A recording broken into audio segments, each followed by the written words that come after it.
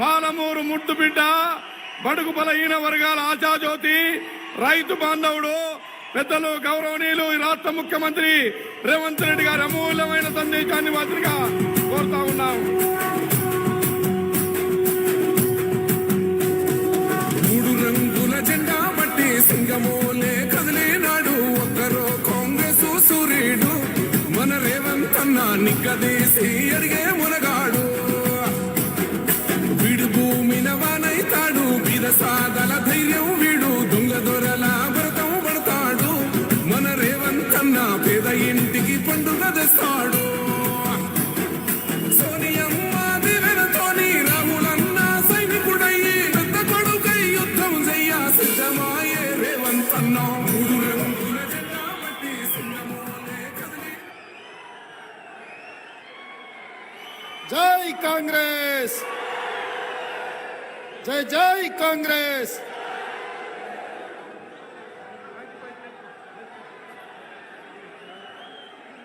మిత్రులారా, ఈరోజు శ్రీమతి సోనియా గాంధీ, శ్రీ మల్లికార్జున్ ఖర్గే గారు కాంగ్రెస్ పార్టీ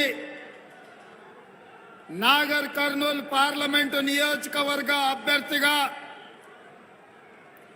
డాక్టర్ మల్లు రవి గారిని ఈ ఎన్నికల బరిలో దించితే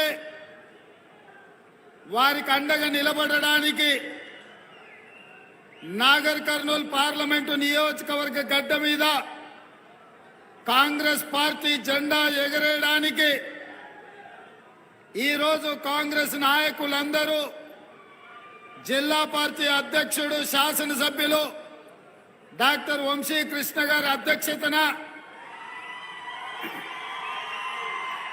జూపల్లి కృష్ణారావు గారు, పెద్దలు కోదండరాం గారు, మిత్రుడు సంపత్ కుమార్ గారు, నాగర్ కర్నూల్ శాసన సభ్యుడు మిత్రుడు డాక్టర్ రాజేష్ రెడ్డి గారు, శాసన మండలి సభ్యులు దామోదర్ రెడ్డి గారు, అదేవిధంగా గద్వాల జిల్లా పరిషత్ చైర్పర్సన్ సరిత గారు, కల్వకుర్తి శాసనసభ్యుడు కసిరెడ్డి నారాయణ రెడ్డి గారు, వనపర్తి శాసనసభ్యుడు మేఘారెడ్డి గారు, అదేవిధంగా తెలంగాణ ఉద్యమమే అందరికంటే ముందు మొదలుపెట్టి ఈరోజు తెలంగాణ రాష్ట్ర సాధించి ప్రణాళిక సంఘం ఉపాధ్యక్షుడిగా తెలంగాణ రాష్ట్ర ఏర్పాటులో, తెలంగాణ రాష్ట్ర అభివృద్ధిలో క్రియాశీలక పాత్ర పోషిస్తున్న పెద్దలు డాక్టర్ జిల్లెళ్ల చిన్నారెడ్డి గారు, వారే కాకుండా రాజకీయ పార్టీలు తెలంగాణ రాష్ట్ర సాధనలో విఫలం చెందినాయని భావించినప్పుడు అన్ని రాజకీయ పార్టీలు కలిసి జానారెడ్డి గారి ఇంట్లో సమావేశమై పొలిటికల్ జేఏసీ ఏర్పాటు చేసి దానికి చైర్మన్ గా ప్రొఫెసర్ కోదండరాం గారిని నియమించిన తర్వాత ఈ తెలంగాణ ఉద్యమం ఉవ్వెత్తున లేచి ఈరోజు తెలంగాణ రాష్ట్రం సాధించుకొని మనం ఈ సమావేశం ఏర్పాటు చేసుకున్నాం.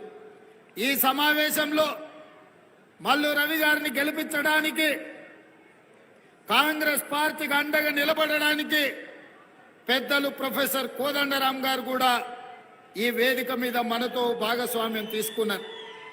వీరే కాదు, సిపిఐ సిపిఎం నాయకులు కూడా ఇండియా కూటమిని గెలిపించాలని ఈరోజు కాంగ్రెస్ పార్టీ అండగా నిలబడి మన అభ్యర్థుల గెలుపు కోసం కృషి చేస్తున్న కమ్యూనిస్టు సోదరులకు కూడా మనస్ఫూర్తిగా ధన్యవాదాలు తెలియజేస్తున్న మిత్రులారా, ఈ ప్రాంతం ప్రధానంగా రాష్ట్రానికి దేశానికి ఆదర్శంగా నిలబడ్డ నాయకులను ఇచ్చిన ప్రాంతం.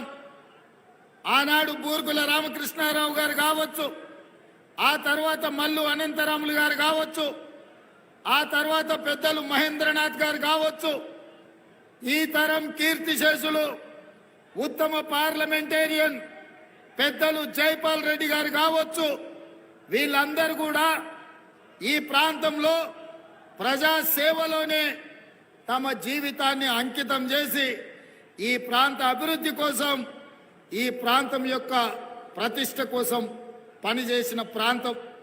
ఇవాళ అలాంటి నాగర్ కర్నూలు పార్లమెంటు నియోజకవర్గం నల్లమల్ల అటవీ ప్రాంతం ఒంగూరు మండలం కొండారెడ్డిపల్లి గ్రామంలో ఒక వ్యవసాయ కుటుంబంలో పుట్టిన నేను ఈ పాలమూరు బిడ్డగా ఆనాడు 70 సంవత్సరాల క్రితం హైదరాబాద్ రాష్ట్రానికి బూరుగుల రామకృష్ణారావు గారు ముఖ్యమంత్రి అవకాశం వస్తే మళ్ళీ ఈనాడు మీ సోదరుడుగా, మీ బిడ్డగా ఈ తెలంగాణ రాష్ట్రానికి ముఖ్యమంత్రిగా నాకు కాంగ్రెస్ పార్టీ అవకాశం ఇచ్చింది.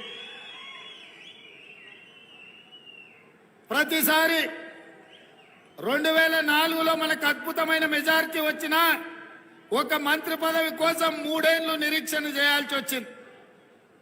2014లో తెలంగాణ రాష్ట్రం వచ్చినా ఈ ప్రాంతానికి మంత్రి పదవులు ఇవ్వడంలో, ఈ ప్రాంతానికి నిధులు ఇవ్వడంలో, ఈ ప్రాంతంలో నియామకాలు చేపట్టడంలో, ఈ ప్రాంతంలో ప్రతి ఎకరాకి సాగునీరు అందించడంలో తెలంగాణ రాష్ట్రంలో కూడా మన పాలమూరుకు తీరని అన్యాయం జరిగింది.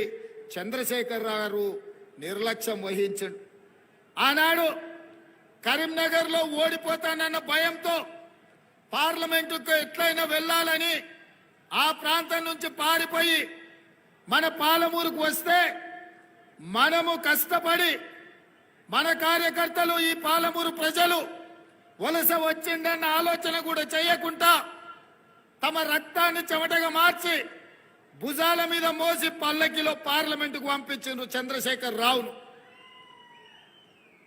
ఆ మద్దతు తెలంగాణ రాష్ట్రం కాంగ్రెస్ పార్టీ ఇస్తే పార్లమెంటులో నేనే సాధించుకున్నా అని చెప్పిండు.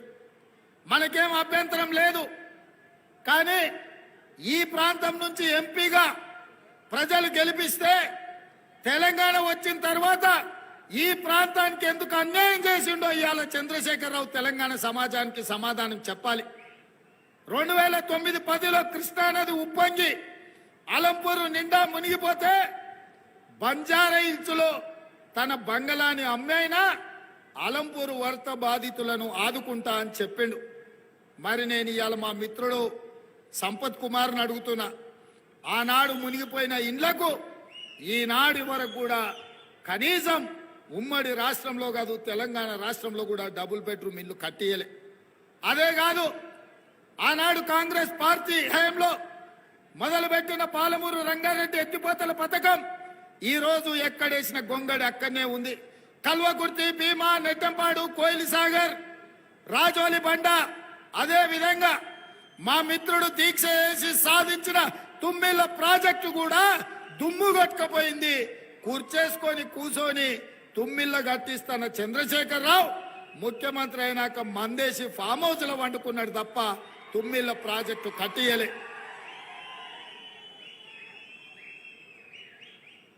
ఇక వాళ్ళు అట్లుంటే ఈ జిల్లా నుంచి నిన్నమన్న పగోడి చేతులు సురకత్తులై లేక లేక 70 ఏళ్లకు మనకు ఒక అవకాశం వస్తే శత్రువుకు సహకరించి సద్దులు మోసే కాడికి వచ్చారు. దొంగలకు సద్ది మూటలు మోసే నాయకులు కొంతమంది మన జిల్లాకు అన్యాయం చేయడానికి తయారైన. అందుకే మిత్రులారా, నిన్న మన టీవీలలో పేపర్లో చూస్తున్నా, రేవంత్ రెడ్డి మమ్మల్ని తిడుతున్నాడు, రేవంత్ రెడ్డి మా మీద కోపం పెంచుకున్నాడు, పగబెట్టండు, లేకపోతే మాకేదో చేసిండని. నేను ఒక మాట అడగదలుచుకున్న ఇక్కడ మిత్రుల్ని, అర్ణమ్మని కావచ్చు, మిత్రుడు ప్రవీణ్ కుమార్ గారిని కావచ్చు, అయ్యా ఈ తెలంగాణ రాష్ట్రంలో కాంగ్రెస్ పార్టీలో అతిపెద్ద పదవి పిసిసి అధ్యక్షుడు. ఆ పిసిసి అధ్యక్షుని సోనియమ్మ మల్లికార్జున ఖర్గే నన్నే చేశారు. ఒక రాష్ట్రంలో అతిపెద్ద పదవి ఏదన్నా ఉందంటే ముఖ్యమంత్రి పదవి. ఇవాళ ముఖ్యమంత్రి పదవి కూడా ఈ తెలంగాణ 4 కోట్ల ప్రజలు ఆశీర్వదించి ఆ కుర్చీలో నన్నే కూర్చోబెట్టిండ్రు. సోనియా గాంధీ గారు, మల్లికార్జున్ ఖర్గే గారు ఈ రోజు నాకు అండగా నిలబడ్డారు. నాకు మీకు ఉన్న పోటేంది, నాకు మీకు ఉన్న పంచాయతీ ఏంది? మనకేమైనా గెట్టు తగాదా ఉందా, ఆస్తి తగాదా ఉందా? నాకేం తగాదా ఉంది అర్ణమ్మతోని, ప్రవీణ్ కుమార్తోని నేను అడుగుతున్నా. నాకున్నది ఒకే ఒక్క అంశము. ఇవాళ 70 ఏళ్ల తర్వాత మన ప్రాంతానికి అవకాశం వస్తే 5 ఏళ్లు రాజకీయాలను పక్కన పెట్టి, రాజకీయాలకు అతీతంగా ఎజెండాలు పక్కన పెట్టి మన పాలమూరును ఎట్లా అభివృద్ధి చేసుకోవాలి, మనందరం కలిసి దేశంతో పోటీ పడే విధంగా మన ప్రాజెక్టులు ఎట్లా పూర్తి చేసుకోవాలో కూర్చొని ఆలోచన చెయ్యకుండా వచ్చినప్పటి నుంచి కాళ్ళల్లో కట్టెబెట్టి కింద పడేయాలని చూసుడు మీకు ధర్మమా అని నేను అడుగుతున్నా. అర్ణమ్మతో నాకేం పంచాయతే? అర్ణమ్మ దగ్గర ఉన్నదేందని నేను గుంజుకోనికే. గద్వాలలో ఆమె పార్టీ, బీజేపీ పార్టీ ఎమ్మెల్యేకి నిలబడితే 7,000 ఓట్లు వచ్చి డిపాజిటే గల్లంత. ఇంకా మీ దగ్గర ఏముందమ్మా నేను అడగడికే? అదే విధంగా మిత్రుడు ప్రవీణ్ కుమార్ ఐపీఎస్ ఆఫీసర్, ఏ రోజు కూడా ఆయనను గౌరవించినాం. ఆయన ఉద్యోగం రాజీనామా చేసినప్పుడు, ఆయన ఉద్యోగంలో ఉండి చంద్రశేఖరరావు ఆయనను ఇబ్బంది పెట్టినప్పుడు మేమందరం ప్రవీణ్ కుమార్ గారికి అండగా నిలబడ్డాం. ఆయన ఉద్యోగ రాజీనామా చేసినప్పుడు మేము కూడా బాధపడ్డాం. ప్రవీణ్ ప్రజా జీవితంలో ఉండాలి, దొరలకు వ్యతిరేకంగా కొట్లాడాలి అని మేమందరం ఆయనను ఆహ్వానించినాం. మరి నేను ఇవాళ అడుగుతున్న మిత్రుడు ప్రవీణ్ కుమార్ గారిని, ఆయన డీజీపీ అయ్యే అవకాశం ఉన్న మీరు ఐపీఎస్ అధికారిగా రాజీనామా చేసి ఈ దొరల పెత్తనాన్ని సహించేదే లేదు, ఈ దొరలకు వ్యతిరేకంగా గడీలను బద్దలు కొడతా, గడీలను గూలుస్తా అని ఆనాడు మీరే కదా ప్రవీణ్ కుమార్ గారు మాట్లాడింది, మీరే కదా ప్రజలకు చెప్పింది. ప్రభుత్వ అధికారిగా నన్ను పని చేయనిస్తలేడు చంద్రశేఖరరావు, అందుకే ఈ ప్రభుత్వ ఉద్యోగానికి రాజీనామా చేసిన ప్రజా జీవితంలోకి వస్తున్న ప్రజల తరఫున కొట్లాడతా చంద్రశేఖరరావు గద్దె దించుతా అని చెప్పినావు కదా. మరి 6 నెలల్లోనే ఏం మారింది? ఏమి మీరు చంద్రశేఖరరావు గారిని చూసి నమ్మినరని నేను అడుగుతున్నా. నిజంగానే మీరు చంద్రశేఖరరావుకు వ్యతిరేకంగా కొట్లాడాలంటే మీ ఉన్న బీఎస్పీ పర్వాలేదు, లేకపోతే కాంగ్రెస్లోకి వచ్చైనా చంద్రశేఖరరావుతో కొట్లాడడానికి అవకాశం ఉండే. కానీ 2 కాదని ఎవరికైతే వ్యతిరేకంగా మీరు రాజీనామా చేసిండ్రో, ఎవరినైతే 4 కోట్ల తెలంగాణ ప్రజలు తిరస్కరించి 100 మీటర్ల గోతి తీసి పాతి పెట్టిర్రో, ఇవాళ నువ్వు మళ్ళా సమాధుల కాడ పోయి ఆ సమాధులకు పూల దండలేసి సమాధిలో పాతుకుపోయిన చంద్రశేఖరరావును ఎందుకు భుజాల మీద పెట్టి మోసుకొని తిరగాలనుకుంటున్నావు మిత్రమా అని నేను అడుగుతున్నా. ఎందుకు నువ్వు మద్దతు పలుకుతున్నావు? ఈ 10 ఏళ్ళు తెలంగాణ రాష్ట్రంలో శాసనసభలో మేము, నా మిత్రుడు సంపత్ కుమార్, మాదిగల ఏబిసిడి వర్గీకరణ మీద తీర్మానం ప్రవేశపెడితే పోలీసులను లోపలికి రప్పించి గొర్రెలు ఈడ్చినట్టు ఈడ్చి అసెంబ్లీలో నుంచి మమ్మల్ని బయట పడేసిండు. అఖిల పక్షాన్ని వర్గీకరణ కోసం ఢిల్లీకి తీసుకెళ్తా అని 10 ఏళ్ళు మమ్మల్ని నిండా ముంచిండు. మేము అనుకూలంగా వర్గీకరణకు ఉంటే మమ్మల్ని బయట పడేసిన చంద్రశేఖరరావు పక్కన చేరినామంటే ఇవాళ మీరు వర్గీకరణకు వ్యతిరేకమా అని చెప్పి మిత్రుడు ప్రవీణ్ కుమార్ నేను అడగదలుచుకున్నా. 10 ఏళ్ళు నరేంద్ర మోడీ ఒక రకం మోసం చేస్తే చంద్రశేఖరరావు ఇంకొక రకంగా అన్యాయం చేశాడు. వర్గీకరణకు వ్యతిరేకంగా 10 ఏళ్ళు పనిచేసిన చంద్రశేఖరరావు పక్కన మీరు చేరి ఇవాళ మీరు ఓట్లు అడుగుతారు. మరి మా మిత్రుడు ప్రవీణ్ కుమార్ గారు ఎట్లా అనుకున్నారో నాకు తెలియదు, కానీ దోమకు ఎంత పెద్ద తొండం ఉన్నది ఏనుగు అవుతుందా?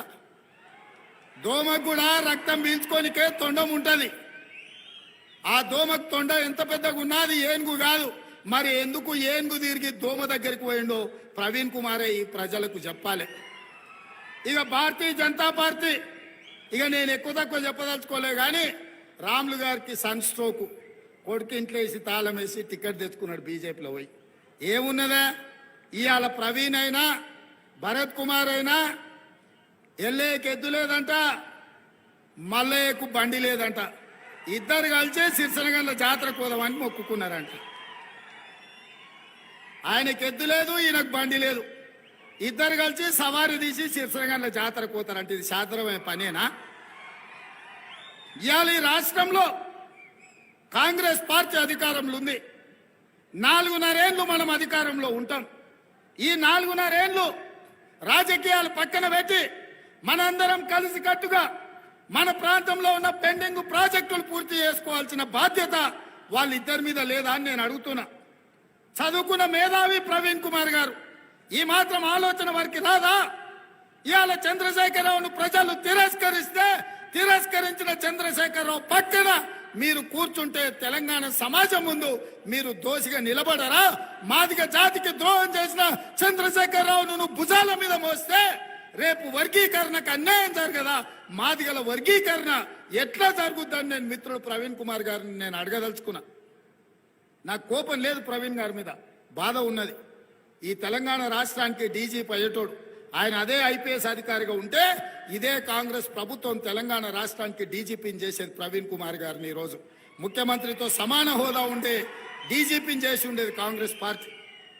ఇదే కాదు, తెలంగాణ రాష్ట్రం వచ్చిన తర్వాత మన ప్రభుత్వం ఏర్పడ్డ తర్వాత తెలంగాణ పబ్లిక్ సర్వీస్ కమిషన్ లో 30 లక్షల నిరుద్యోగులు నమోదు చేసుకున్నారు. 2 లక్షల ప్రభుత్వ ఉద్యోగాలు ఖాళీలు ఉన్నాయి.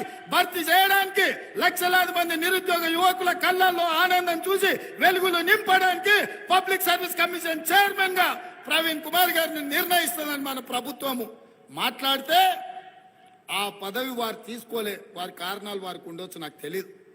ఎందుకు నేను వారిని అడిగినా అంటే అట్టడుగు వర్గాల నుంచి పాలమూరు నుంచి వచ్చిన బిడ్డ ఒక మాదిగ సోదరుడు ఆ పబ్లిక్ సర్వీస్ కమిషన్ చైర్మన్ గా ఉంటే నిరుద్యోగ యువకులకందరికీ న్యాయం జరుగుతుందన్న ఆలోచన నేను చేసిన. ఆ పదవి తిరస్కరించి ఇవాళ దొరల గడీల దగ్గర కాపలా నిలబడడానికి మిత్రుడు ప్రవీణ్ కుమార్ గారు నిలబడ్డారు. మిత్రులారా, మీరు వేసే ఓటు ప్రవీణ్ కుమార్ కు కాదు, మీరు వేసే ఓటు మొన్న మీరు బొందబెట్టిన చంద్రశేఖరరావుకు పోతుంది తప్ప ఓటు ప్రవీణ్ కుమార్ కు పోదు. చంద్రశేఖరరావు కూసో అంటే కూసోవాలి, లేయ్య అంటే లేవాలి. ఇవాళ ప్రవీణ్ కు ఒకవేళ అప్పితప్పి మీరు ఓటేస్తే చంద్రశేఖరరావు తీసుకుపోయి నరేంద్ర మోడీకి తెగ నమ్ముకుంటాడు. 10 ఏళ్ళు 10 మంది 12 మంది ఎంపీలను ఇస్తే ఢిల్లీలో ప్రతిసారి పోయి మోడీకి మద్దతు ఇచ్చింది కదా ఈ కేడీకి ఓటెందుకని నేను అడుగుతున్నా. ఇలా ఓటేసేటప్పుడు ఎన్నికల ఈవీఎంలో పేరు ప్రవీణ్ కుమార్ ఉండొచ్చు, కానీ ఓటు మాత్రం చంద్రశేఖరరావు దగ్గరికే పోతుంది. ఆ ఓటు చంద్రశేఖరరావు తీసుకుపోయి నరేంద్ర మోడీకి అమ్ముకుంటాడు. ఇది మన జిల్లాకు అవసరమా అని నేను అడుగుతున్నా మిత్రులారా. అందుకే మిత్రులారా, నాకు ఈ రాష్ట్రంలో ఈ జిల్లాలో ముఖ్యంగా పాలమూరు జిల్లాలో నాకు శత్రువులు లేరు, నాకు పోటీదారులు లేరు. ఈ జిల్లాలో పుట్టిన ప్రతి బిడ్డ నాకు కావాల్సినోడే, నా కుటుంబ సభ్యుడే. నా జీవిత లక్ష్యం ఈ జిల్లాను అభివృద్ధి చేయడం. దేవుడు నాకు అవకాశం ఇచ్చిండు. నల్లమలలో వ్యవసాయ కుటుంబంలో పుట్టిన నన్ను, ప్రభుత్వ పాఠశాలలో చదువుకున్న నన్ను ఈ తెలంగాణ రాష్ట్రానికి 2వ ముఖ్యమంత్రిగా చేసిండు.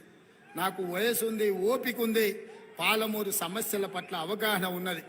అందుకే మిత్రులారా, ఇవాళ నా జిల్లా ప్రజల్ని నేను కోరుకుంటున్నా, మీరు ఆలోచన చేయండి.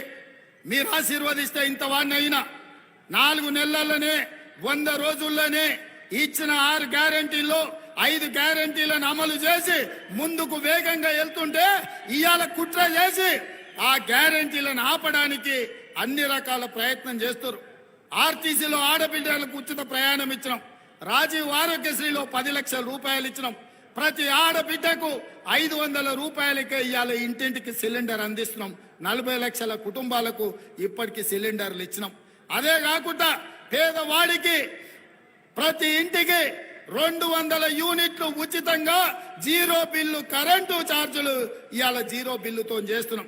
ఇదే కాదు, ప్రతి పేదవాడి ఆత్మగౌరవంతో బతకాలని ఇందిరమ్మ ఇండ్లు 5 లక్షల రూపాయలతోని రాష్ట్రంలో 4.5 లక్షల ఇండ్లు 22,500 కోట్ల రూపాయలతోటి ఇవాళ మనం ఇండ్లు కట్టి పేదోళ్ళని ఆదుకోవాలనుకుంటున్నాం.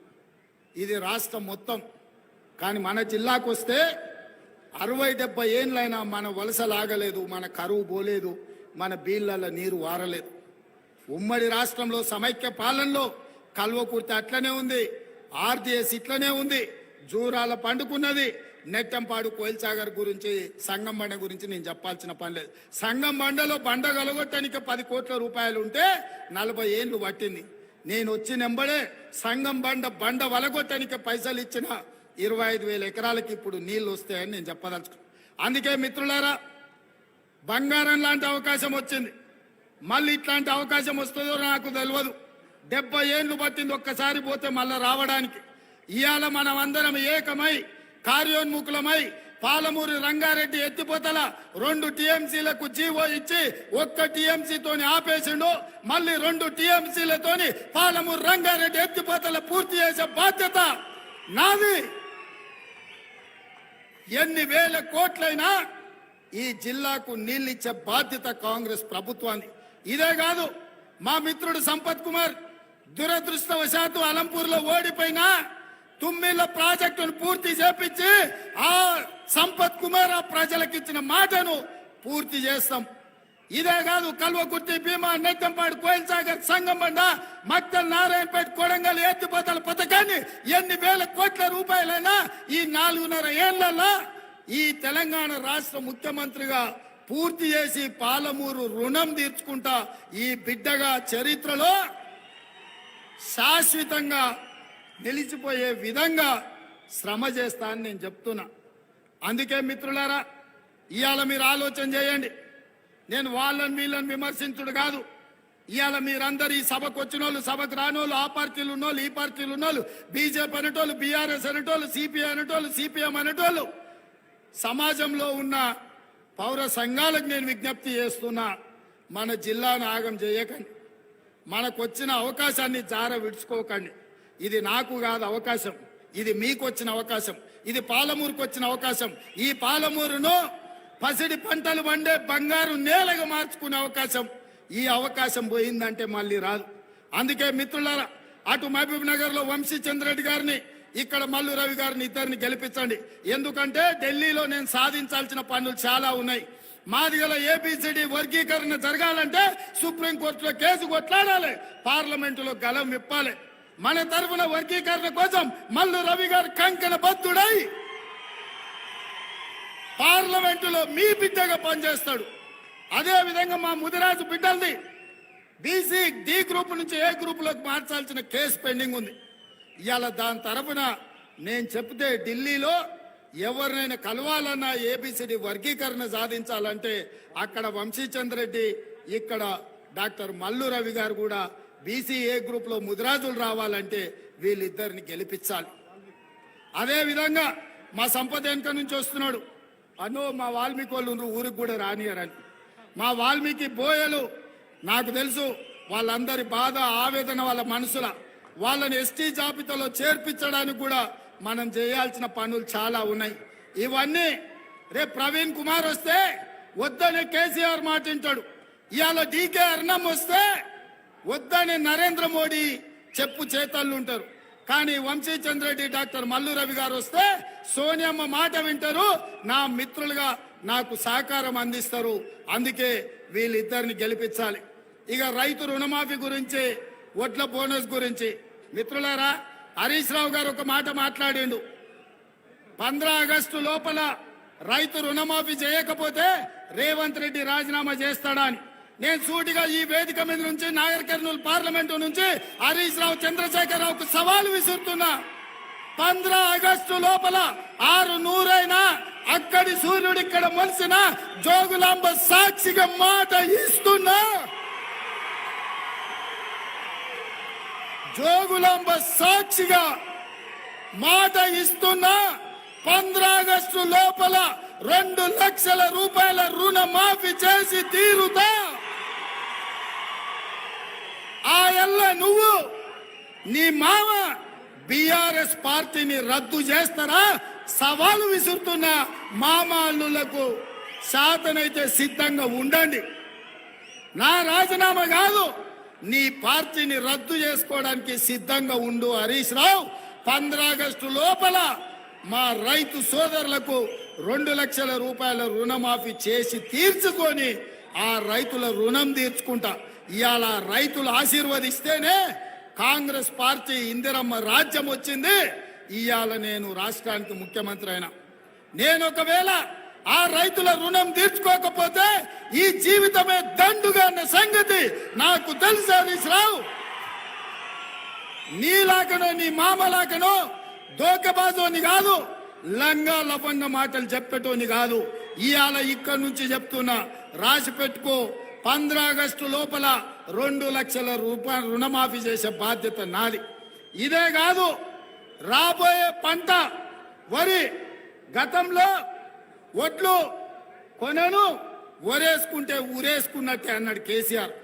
ఆయన మాత్రం ఫామ్ హౌస్ లో 150 ఎకరాలలో వేసుకుంటే బజార్లో పెట్టి బట్టలు ఇప్పదీసిన నువ్వెట్లు వేసుకున్నావని. అందుకే ఈరోజు తెలంగాణ రాష్ట్రంలో వడ్లకు రాబోయే పంటకు 500 రూపాయల బోనస్ ఇచ్చి ప్రతి రైతు చివరి గింజ వరకు కొనుగోలు చేసే బాధ్యత కాంగ్రెస్ పార్టీ తీసుకుంటుంది. ఈ 2 సవాళ్లను స్వీకరించండి అని చెప్పి హరీష్ రావుకు సూటిగా సవాలు విసురుతున్నా. మిత్రులారా, ఈడొచ్చిన వాళ్ళందరూ గ్రామాలకు వెళ్ళండి, ప్రతి ఇంటికి పోండి, ప్రతి తలుపు తట్టండి, ప్రతి గుండెకు చేయండి, తండాలలో, గూడాలలో, మారుమూల పల్లెల్లో ప్రజలకు చెప్పండి. 5 గ్యారంటీలను అమలు చేయడమే కాదు, 2 లక్షల రుణమాఫీ చేస్తాడు. పాలమూరుని చక్కదించుకుందాం, పసిడి పంటలతోని, పరిశ్రమలతోని పాలమూరును అభివృద్ధి చేసుకుందాం. రాజకీయ పార్టీ కార్యకర్తలు నేను ఒకటే చెప్తున్నా, మీ నాయకుల మాటలు నమ్మకండి. మన జిల్లాకు అవకాశం వచ్చింది, ఇది పోతే మళ్ళీ రాదు. మన జిల్లాను అభివృద్ధి చేసుకుందాం. వాడి మాటలు వీడి మాటలు ఇంటే మంది మాటలు విని మారుమాను పోతానంట, మళ్ళీ వచ్చే వరకు ఇల్లాగమైందని ఇవాళ ఎవరి మాటలు వినకండి. మన్ను పోసి అంబలి కాసుకునే పరిస్థితి వస్తుంది వాళ్ళ మాటలు నమ్మినామంటే. అందుకే మిత్రులారా, ఇదే వేదిక మీద నుంచి శాసనసభ ఎన్నికలల్లో డాక్టర్ రాజేష్ రెడ్డిని గెలిపించమన్న బ్రహ్మాండమైన మెజార్టీతోని రాజేష్ని గెలిపించారు. ఈ సభ సెంటిమెంటల్ సభ. తప్పకుండా నాకు సంపూర్ణమైన నమ్మకం, విశ్వాసం ఉంది. డాక్టర్ మల్లు రవి గారిని 1,00,000 మెజార్టీ తోటి నాగర్ కర్నూలు ఎంపీగా గెలిపించండి. మీ సమస్యల్ని పరిష్కరించే బాధ్యత నేను డాక్టర్ మల్లు రవి గారు తీసుకుంటున్నామని తెలియజేస్తూ మీ అందరి దగ్గర సెలవు తీసుకుంటున్నా. మీరందరు 1,00,000 మెజార్టీ చేయడానికి సిద్ధమేనా? సిద్ధమేనా? సిద్ధమేనా? సిద్ధమన్న వాళ్ళందరూ నిలబడండి. సిద్ధమేనా? అక్కడ చీకట్లు ఉన్న వాళ్ళు కూడా చెప్పాలి, చేయతాలు నాకు కనిపిస్తుంది. సిద్ధమా? సిద్ధమా? సిద్ధమా? సిద్ధమా? జై కాంగ్రెస్, జై జై కాంగ్రెస్. హస్తం గుర్తుకే, హస్తం గుర్తుకే. ధన్యవాదాలు సోదరులారా. జాగ్రత్తగా వెళ్ళండి ఇంటికి. మంచి ఊపు మీద ఉన్నారు, ఉత్సాహంగా సభ సక్సెస్ అయింది. స్పీడ్ గా ఓకర్రి, నిదానంగా ఓన్రి, బూత్ బూత్ తిరిగి కాంగ్రెస్ ని గెలిపించండి.